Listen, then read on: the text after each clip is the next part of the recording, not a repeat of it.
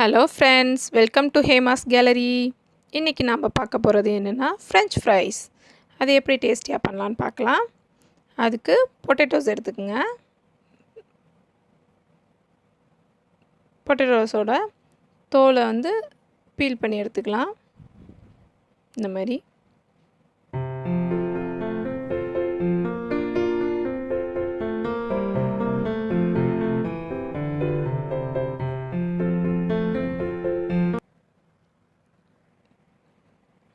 எல்லா பொட்டேட்டோஸோட தோலையும் பீல் பண்ணிக்கலாம்.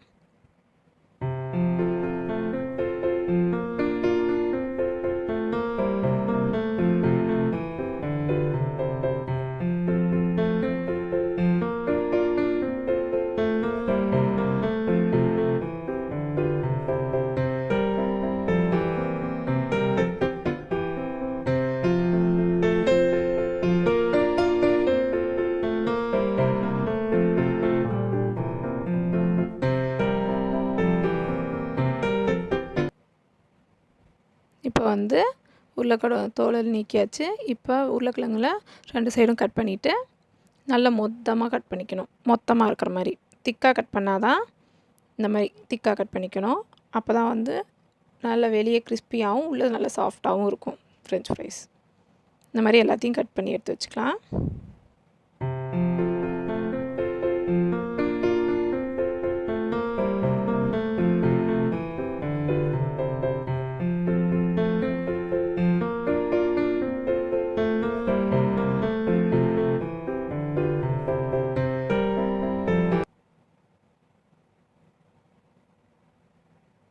ஃபுல்லாக கட் பண்ணியாச்சு. இதை இப்போ நீளமாக கட் பண்ணிக்கலாம். மொத்தமாக கட் பண்ணணும். ஒரே மாதிரி சைஸில் கட் பண்ணிக்கலாம். இல்லைன்னா ஒன்று ஃப்ரை ஆகி ஒன்று ஃப்ரை ஆகாமல் இருக்கும். எல்லாத்தையும் கட் பண்ணியாச்சு. இப்போ இதை கோல்டு வாட்டரில் போட்டு வச்சிடலாம். ஒரு 10 மினிட்ஸ் கோல்டு வாட்டரில் நல்லா இதானோனையும் இதை எடுத்து ஹாட் வாட்டரில் கொஞ்சம் சால்ட் போட்டு மிக்ஸ் பண்ணிவிட்டு அதில் இந்த கோல்டு வாட்டரில் இருக்கிறத எடுத்து இந்த ஹாட் வாட்டரில் போட்டுடணும்.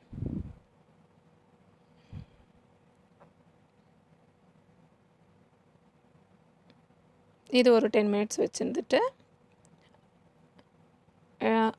அடுப்பில் ஒரு பேன் வச்சு ஆயில் ஊற்றி ஹீட் பண்ணிக்கலாம்.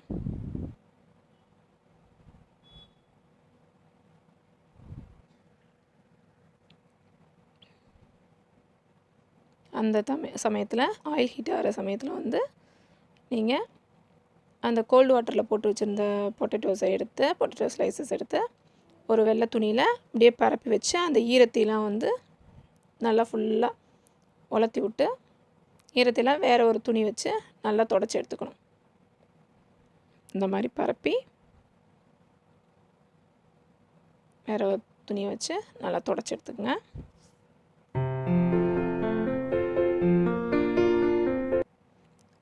அதில் இருக்க ஈரம்லாம் சுத்தமாக போயிடணும்.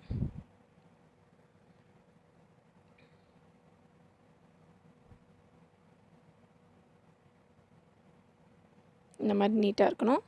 இப்போ ஆயில் சூடாயிருச்சு. இப்போ பொட்டேட்டோஸை போட ஆரம்பிக்கலாம்.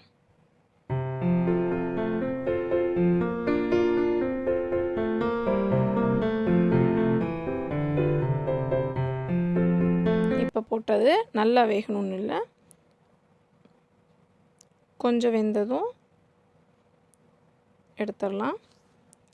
இப்போ அதே ரொம்ப சேஞ்சஸ்லாம் இருக்காது. அந்த பொட்டேட்டோவில் ஃப்ரை ஆனதில் அதே ஒயிட் கலர் மாதிரி தான் இருக்கும்.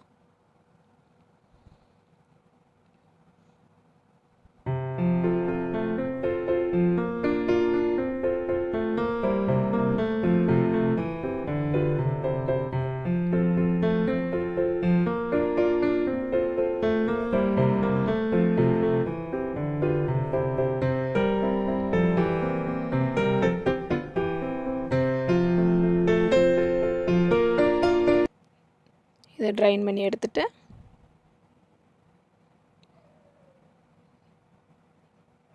பவுலில் ட்ரான்ஸ்ஃபர் பண்ணிக்கலாம். இதையும் கொஞ்சம் ஆறணுனையும்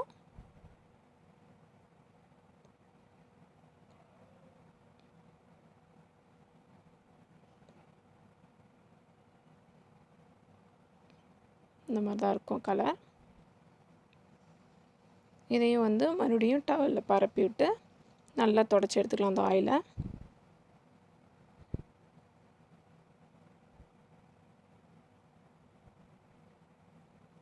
நல்லா சூடு ஆறின பிறகு தான் மறுபடியும் ஃப்ரை பண்ண ஆரம்பிக்கணும்.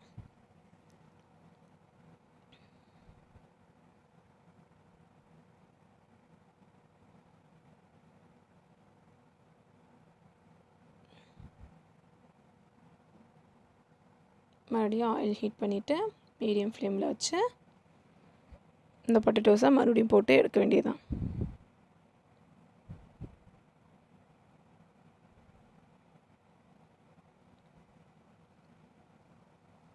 நல்லா கிறிஸ்பி ஆகிற வரைக்கும் ஃப்ரை பண்ணி எடுக்க ஆரம்பிச்சிருச்சு.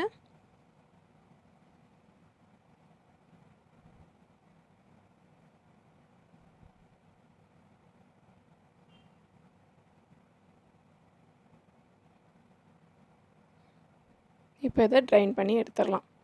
எடுத்து பவுலுக்கு மாற்றிக்கலாம்.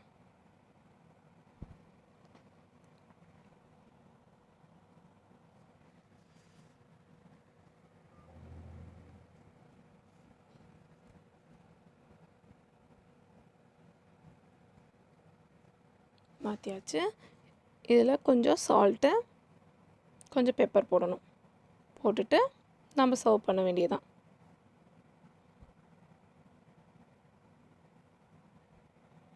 சூப்பரான கிறிஸ்பியான ஃப்ரெஞ்ச் ஃப்ரைஸ் ரெடி. நீங்களும் ட்ரை பண்ணி பாருங்கள். நம்ம பெரிய மனுஷங்கிட்ட ரிவ்யூ கேட்போமா இது எப்படி இருக்குன்னு. மயோனைஸ் சாஸோட சர்வ் பண்ணி பார்ப்போம்.